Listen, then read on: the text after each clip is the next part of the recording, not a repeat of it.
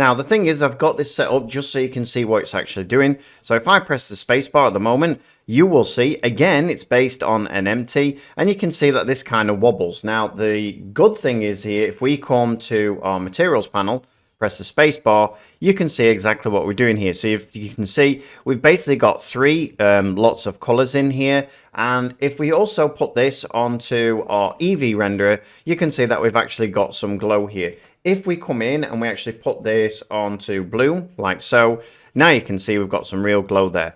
Now you can see the one thing missing on here is where the light is actually not flickering. I'm going to actually do that as well. So this is basically set up so you can see if you actually want to, do this part of the actual course, because we're actually just going to quickly recreate this. It will only take a lesson or two, so don't worry, it's not a long process or anything like that, but it is using a few of the nodes to actually get the materials in and things, but I feel like it's something that we need to cover. All right, everyone, so let's get started with that. So the first thing I'm going to do is I'm just going to put this back onto my object mode. I'm going to come in, I'm going to delete everything out. I'm hoping that, yeah, there we go. I left my actual empty in here. So I've got flame, driver, don't want that. Now let's put this cursor in the center. So I'm going to press Shift S, cursor to selected right in the center, and then what I'm going to do is I'm going to press Shift A, and we're going to bring in a ecosphere. So if you come down, you've got one that says ecosphere, like so. I'm going to leave it pretty much the size it is. We don't need to change or anything like that because I'm not actually working to a scale, just to show you what we're doing. Obviously, when you've got a a bezier or a torch or something like that, you will need to scale it up. So now what I'm going to do is I'm going to come in and I'm going to grab the very top of it, like so. And then what I'm going to do is I'm going to put proportional editing on, press 1 on the number pad, and then just bring it up like so. Make it a little bit smaller, and there we go. You can see we've got that nice flame actual shape. Now let's press the tab button, and what we're going to do is we're going to Control A, all transforms, right click, set origin to geometry, right click, and what we're going to do is shade smooth, and then I'm going to bring in a subdivision surface. So add modifier, come down, subdivision surface, and then put it on 2 or something like that. Now, as we've done before, we're actually going to bring now in a displacement modifier. So add modifier, let's bring in a displace, and we'll click new, and this time we'll just simply call it flame, like so. And don't worry if yours has gone like that, we will fix it. Like we did with the fish, it sometimes makes it look a bit weird. And now where the actual first part of the magic happens is the actual coordinates. If we put the coordinates onto actual object, and then if we bring in another empty, so if we press Shift A, bring in a empty, so bring in an empty like so. And then what we're going to do is we're going to actually move this up to something like here. I'm going to grab then my actual flame. I'm going to put the empty, the object as my actual empty. Now, if I move this empty up and down, nothing happens yet. And that's just simply because we haven't actually put in our displacement. So what are we going to displace this with? What else I want to do is I want to actually put both the ecosphere and the empty into my actual fire and light flicker. So drop those in there. And let's call this empty flame movement, like so.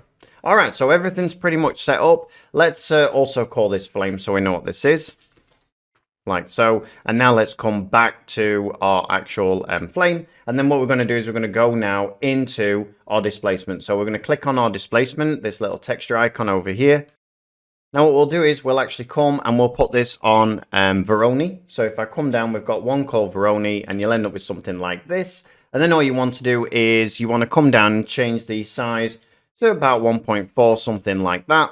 Maybe a little bit less. Let's have a look. 1.3, maybe something like that. And then what we're going to do now is we're going to come down to where it says color, and we're going to change the contrast to 0.3. And there we go. Now, what if we actually move this actual flame now, you'll see that we actually have flame, which is really nice. All right, so now we've got that. And now what we're going to do is we're actually not going to animate this going up and down. We're actually going to let Blender animate this going up and down by using drivers. Now, drivers is basically a way to tell Blender to use a mathematical expression to move it up and down. Now, you can use this in textures. You can basically use it in bones. You can use it on everything. It's just an easy way for something to go, so far, so fast, and then reset again. And that's why we're actually using them, rather than trying to keyframe every single part of this actual empty going up and where do we want it going up to and things like that. It actually gives you a lot more control and you can change it on the fly without actually having to go in and change all of those individual keyframes. So that's why we're actually going to use it. And the way we're going to do it is we're actually going to click on our actual empty. We're going to come over to this little yellow box over here, click on this, and the one that I want to change is this Z. So you can see already my Z's actually moved. If I come in and I press, let's see, hashtag, where's my hashtag button? Not that one. Is it this? No. All right, found my hashtag. And then what I'm going to do is type in frame, like so, and then dash, and then 10, and then press enter. Now you'll see that if I press spacebar, that this will go up like so. And then when it'll happen is it'll get to 200 and then it will restart again. So there you go. You can see it restarting again. All right. So the next thing then is we can discuss that, for instance, if I want to come in and change this now, you'll see I can't see it. But if I actually click on it, then you can see that I can actually change this to something like 5. Sorry, not 56, 5 or something like that. And now if I press spacebar, you can see it's moving much, much faster. So you have got control of how fast this actually moves, how far it moves and things like that.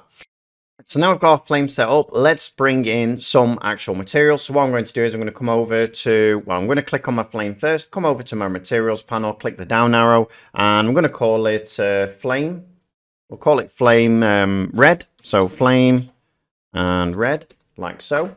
And then what we'll do is we'll come over to our shading panel and I'm going to actually pull this over like so, just so I've got a little bit more room in here. And also if I've got this on here, I don't really want this here. So what I'm going to do is press the end button just to close that off. Then I'm going to lift this up.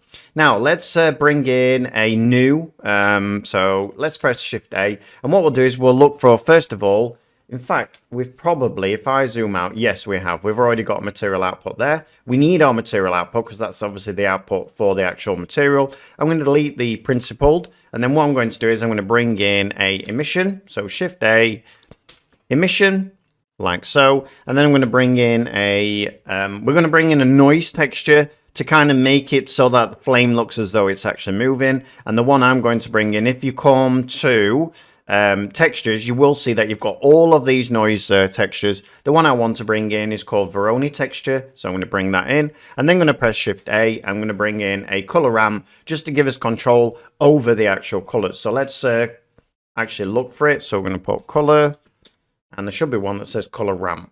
All right, now I'm going to duplicate this with Shift D like so.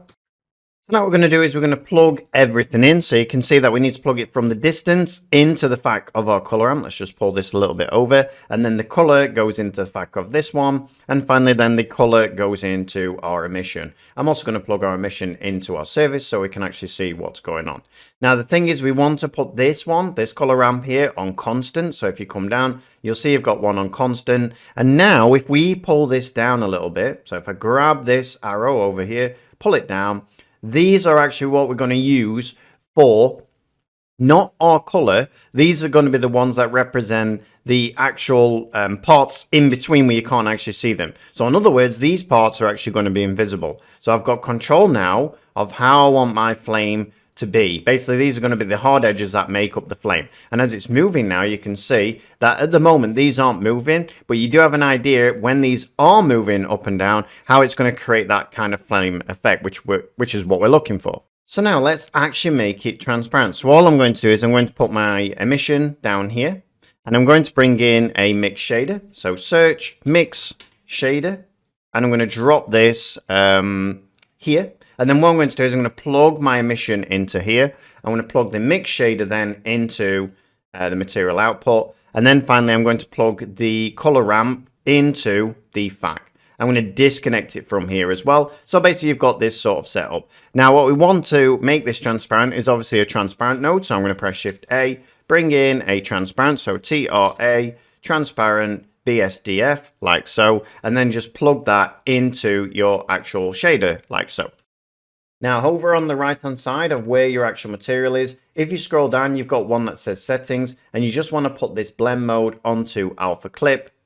And then finally, you just want to invert this now. So I need to bring in an invert. So Shift A, search, invert, like so. And I'm just going to drop that in there like so.